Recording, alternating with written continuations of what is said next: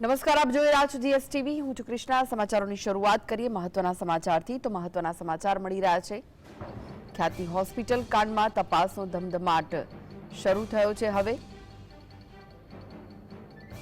ફરાર આરોપીઓને ઝડપી પાડવા અલગ અલગ ટીમો બનાવાઈને કવાયત હાથ ધરાઈ છે.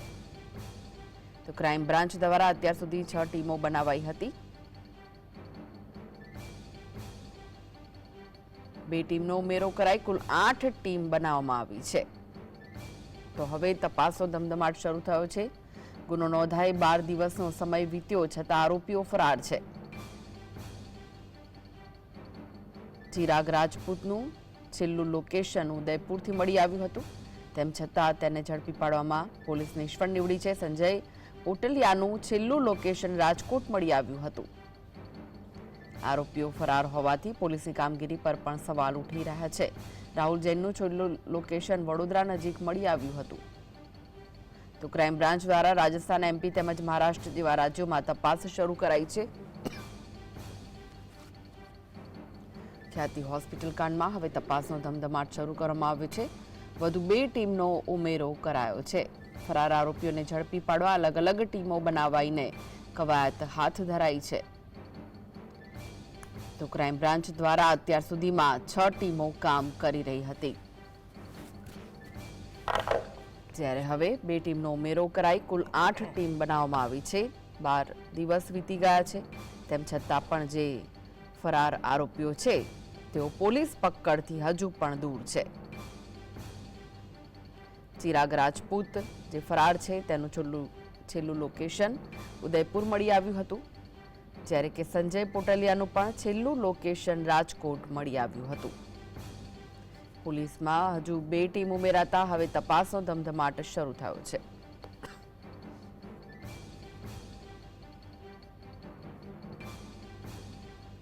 તો આ વિશે વધુ માહિતી માટે જોડાઈ ગયા છે સ્ટુડિયોથી સહયોગી કામેશ ચોકસી. કામેશ, જે રીતે ગુનો નોંધાઈને 12 દિવસ વીતી ગયા છે તેમ છતાં પણ હજુ પણ કેટલાક આરોપીઓ છે જે પોલીસ પકડથી દૂર છે અને હવે તપાસનો ધમધમાટ શરૂ કરાયો છે. શું વિગત?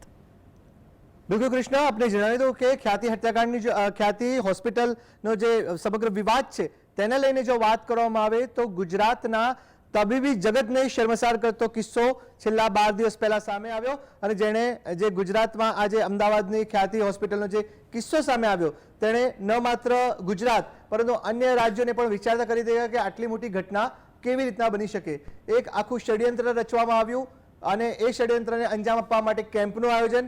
અને ત્યારબાદ જો વાત કરવામાં આવે તો એવા જે ભોળા લોકો હતા કે જે નિર્દોષ લોકો હતા તે લોકોને ટાર્ગેટ કરવામાં આવ્યા. આયુષ્માન યોજના પીએમજે યોજના જે છે તેને લઈને એ કાર્ડ ધરાવતા લોકોને નિશાન બનાવી તે લોકોને કેમ્પના તેમને બોલાવવામાં આવ્યા અને એક પ્રોપર મોરસ ઓપરેન્ડી રચી અને તેમની એન્જિયોગ્રાફી કરવામાં આવી, એન્જિયોપ્લાસ્ટી કરવામાં આવી, જેની જરૂર અમુક દર્દીઓને ન હોવા છતાં પણ આ વસ્તુ કરવામાં આવી.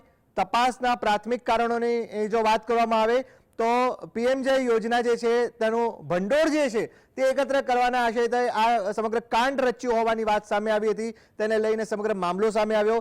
સૌથી મહત્વની વાત એ સામે આવી કે જ્યારે 2 દર્દીઓના કરુણ મોત નીપજ્યા, 5 લોકો ગંભીર હાલતમાં હતા અને એમાં પણ ગઈકાલે જે જાણકારી સામે આવી તેને લઈને એક દર્દી જે છે તેમને વેન્ટિલેટર ઉપર રાખવામાં આવ્યા છે. હવે આ તમામ બાબતોની જો વાત કરવામાં આવે તો છેલ્લા 12 દિવસનો આ સમગ્ર ઘટનાક્રમ છે. હવે એ ઘટનાક્રમની જો વાત કરવામાં આવે કૃષ્ણા, તો આ ઘટનાક્રમને લઈને હવે ક્રાઇમ બ્રાન્ચ ફૂલ એક્શનમાં આવી છે. મોટી વાત એ છે કે 12 દિવસ વીત્યા છતાં પણ આરોપીઓ હજી પોલીસ પકડથી દૂર હોવાની જાણકારી સામે આવી રહી છે, જેને લઈને ક્રાઇમ બ્રાન્ચ દ્વારા સઘન તપાસ હાથ ધરવામાં આવી રહી છે. આ સાથે જે આરોપીઓ જે છે ચિરાગ રાજપૂતથી માંડીને અન્ય જે આરોપીઓ છે તેમનું લોકેશન પણ ટ્રેસ કરવામાં આવી રહ્યું છે.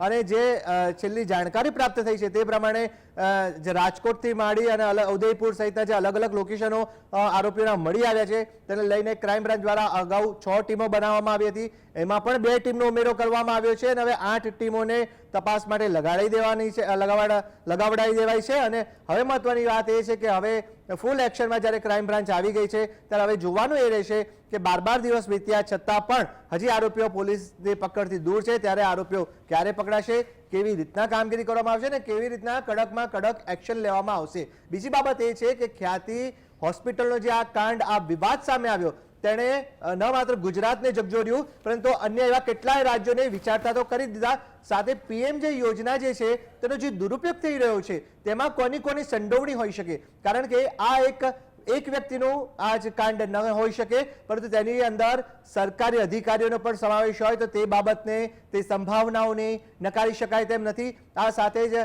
હોસ્પિટલ વિભાગની જો વાત કરવામાં આવે તો જે મુખ્ય ગણાતા જે અધિકારીઓ જે છે, જે ડોક્ટર્સ છે, તેમની સંડોવણી તો સામે આવી જ. ડોક્ટર પ્રશાંતની વજીરાણીની વાત કરવામાં આવે તો તેમની તપાસમાં પણ ખૂબ એક મોટો ખુલાસો સામે આવ્યો છે. અને એ ખુલાસાની જો વાત કરવામાં આવે તો સૌથી મહત્વની વાત એ સામે આવી રહી છે કે એવી એક કબૂલાત સામે આવી છે કે જ્યારે દર્દીઓ પાસેના જે ઓપરેશન કરવામાં આવતા હતા તો એ ઓપરેશનમાં જે સંમતિપત્ર હોય તેની સાથે પણ ચેડા કરાયા હોવાની વાત સામે આવી રહી છે. ખૂબ મોટી અને સૂચક બાબત છે કૃષ્ણા, કારણ કે જો દર્દીઓના જે સંમતિપત્ર હોય, જ્યારે ઓપરેશન કરતા પહેલા તેમના જે પરિવારજનો હોય તેમની સંમતિ લેવાની હોય ને સંમતિપત્રનું જે ફોર્મ હોય તેમાં તેમના સિગ્નેચર લેવામાં આવતા હોય છે, ત્યારે આ સંમતિપત્રમાં પણ ક્યાંક ચેડા કરાયા હોવાની વાત સામે આવી રહી છે, કહેવાલ સામે આવ્યો છે ને તેમાં ચોંકાવનારી બાબત સામે આવી રહી છે. હવે જોવાનું એ રહેશે કે ખ્યાતિ હોસ્પિટલનો જે સમગ્ર વિવાદ છે તેમાં જે આરોપીઓ જે છે તે ક્યારે પકડાશે, ક્યારે કડક કાર્યવાહી કરાશે અને કેવી રીતના રાજ્ય સરકાર દ્વારા ઉદાહરણરૂપ દાખલો બેસાડશે કે જેથી અન્ય કોઈ પણ હોસ્પિટલ આવું કાંડ ના કરે. જી જી જી, આભાર કામેશ સમગ્ર